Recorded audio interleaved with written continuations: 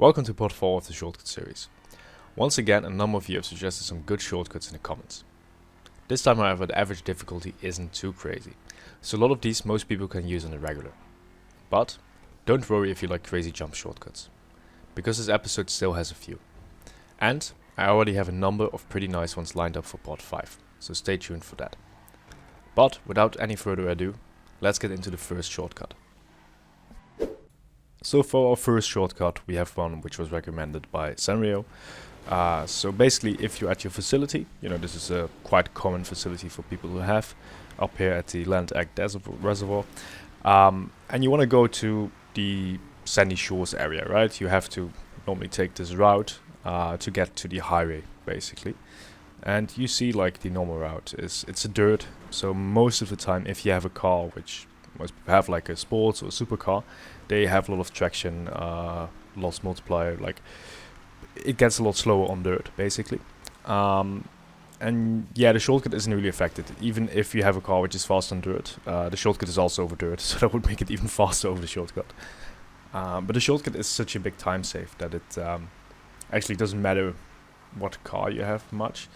Only if you're like a really slow car, you might not be able to make the shortcut, but most cars you should be able to make the shortcut quite easy. But as you see, we arrive here at like 55, and I think I used this green sign here for like the end time, and it's like a minute. So yeah, the shortcut essentially is just driving over the mountain. It's quite easy. I ended up doing low medium risk for it because it's quite easy if you know how to do it. Things can go wrong. You can get stuck at like a little building at the end here, but that risk is relatively small if you practice it like once or twice. You just have to make sure you don't hit that, just go right there and then hit the little bump right there. Should send you flying far enough. If you go too far to the left, you could get stuck between the building there, which could lose you some time, or like a lot of time. That's why I did the low medium, but generally it's quite low risk and quite easy, and saves you about 19 seconds, so definitely worth it. I would definitely use this if I ever have this facility and need to go to Sandy Shores. Our next shortcut was also recommended by Sanrio and also Rave, which kind of sounds like the sponsor of this video. Raid Shadowlet? No. I wish, if you want to sponsor this video, please contact me. But so far, no sponsors for this video or this series. But anyway, so let's get into the shortcut. So you just drive down this road. It's the normal route. As you see, you go like this. You have to turn this turn quite sharp, lose a little speed, and then you go towards the city, the casino, whatever. And you arrive at this pole at like 27 seconds. So instead, what you want to do to take the shortcut, as you maybe saw in the comments if you could read that, is just jump the last part. So you kind of skip like the last turn and a half or something. So you just go here and you just go straight. Just go like that. It's a low risk for sure. You can get it a bit wrong and land weirdly, but it wouldn't lose you too much time, and I think it would still be the same time or like a 1 second time save. So I would definitely consider doing this, and it's quite easy to master as well. So yeah, go for it. For our next couple shortcuts, we move down to the casino, and the first one is recommended by Penny. He recommended it on Discord, so I'm just showing his channel right here. Penny, long time supporter, great tip giver of the channel. But yeah, it's essentially going from that direction to here. And Penny even said like it's usually not used that often, because that area, what are you gonna do here? Maybe if you're here in free mode, but that's very random. Usually there is like one reason you're here for mission is for if you're Diamond Casino heist and you get 7% driver, then you can have a car spawn there. That's essentially what it's used for. But as you saw, the normal route was the first one, and then the second one here is like taking a little shortcut we used a couple videos ago. That's about 5-6 seconds faster. But the real shortcut is this little jump right here. It's also 5-6 seconds faster.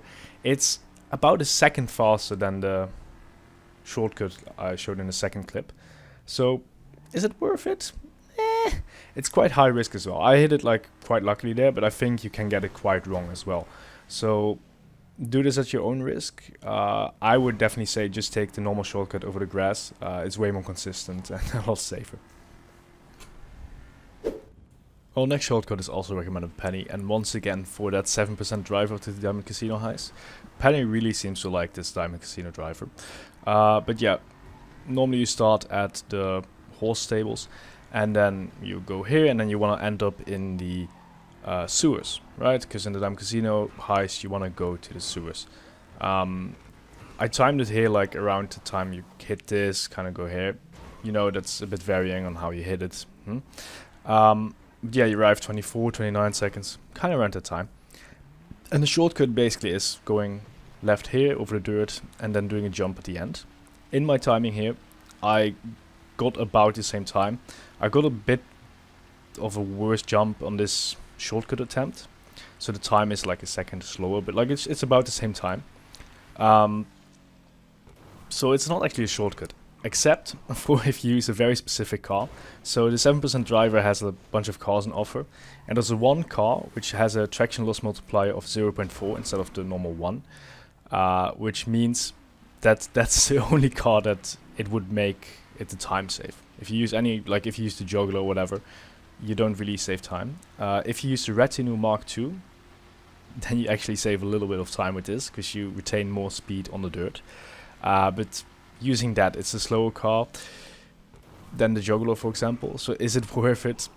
That's the decision you can make yourself. But it's a cool jump. And if you're ever chilling in free roam there, you can do it if you want to. For the next shortcut, we have one which is not spectacular, but I'm sure everyone has used this. You know, you drive from the casino and you want to go towards Sunny Shore, so you have to take this highway. This is the normal route. You know, takes about 14 seconds at this pole and 15 seconds that thing. But what do most people actually do here? They just go straight, because it's just a grass field. There's a bush. You know, if I don't hit that bush, I might be a slight bit faster, but in traffic. But yeah, you see, this saves about 2 seconds already. So it's 2 seconds faster than the normal route. But I thought, okay, the normal route I have to slow down a lot, especially for the second corner. Because like this first part, I'm actually retaining a lot of speed here still. And then you can cut this, so that's why I wanted to include this as well. This is a second faster, so it's like right in between the two. So ideally you want to take the most cutting one, so just going straight over the grass. If you have a car that's more of an off-roady car, like a Karuma, even better, you probably save even more time. Also, if you don't hit a bush, even more. So yeah, great shortcut, very low risk, definitely do it. For our next shortcut, we have quite an easy one, but also a very effective one. So if you want to go to the garment factory, you know, for the heists, or whatever, or maybe even just Los Santos or over there, you normally would have to take this route. It's quite a hassle. Takes you in the end about, I think, 24 seconds, it will say. And yeah, you have to deal with a lot of traffic. It's not a great route, you know. See, 23, 24 seconds, not great.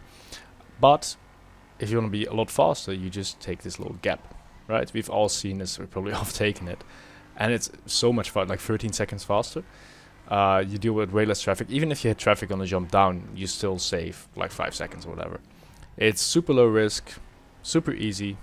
So yeah, definitely do it. For next shortcut, we have one in the canal once again, like part 2, I think. So yeah, normally if you know, at the end of canal here, you go up somehow. I just chose that route because it's easiest. And then you head towards the highway, because this shortcut wants to bring you on the highway. You just go here, and then you go to the left here, and you're on the highway basically. In the end, where I stopped the timing, it's about 30 seconds, 31 seconds.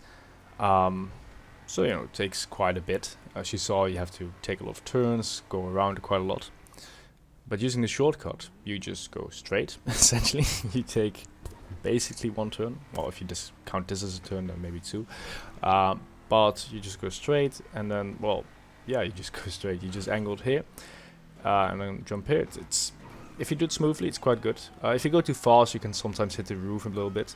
But generally, I usually ended up on the highway. So even if you don't hit it perfectly, blah blah, I think you still save a second or 2.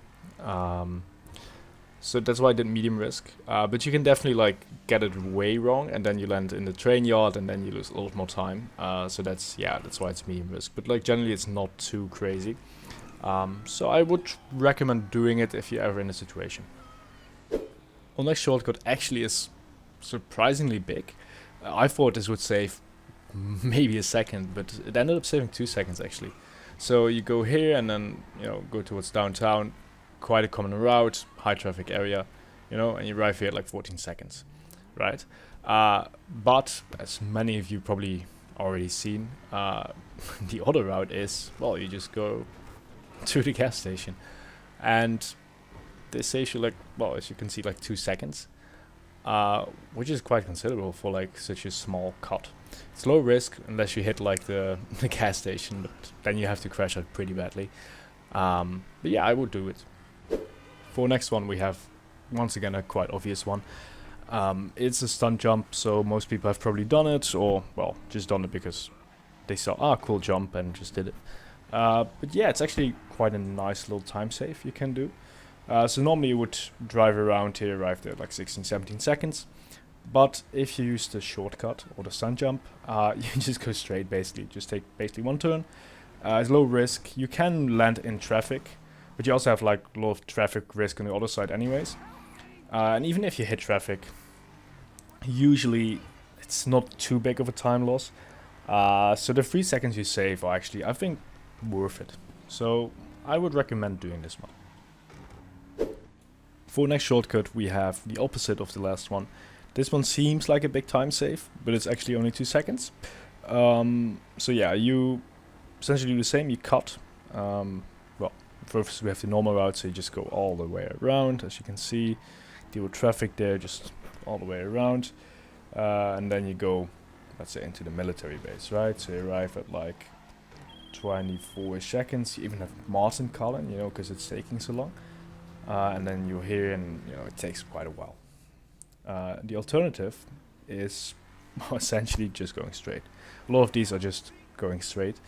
So instead of taking a turn here, you decide to just say, okay, I'm just going up the mountain. So you just jump there.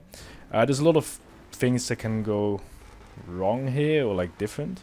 So I think I can hit that probably more ideally and make it a bigger time save, but you can easily hit it worse and make it less of a time save. So yeah, in the end it saves about 2 seconds. But it's like low medium risk. Sometimes I got it wrong and then it wasn't really a time save.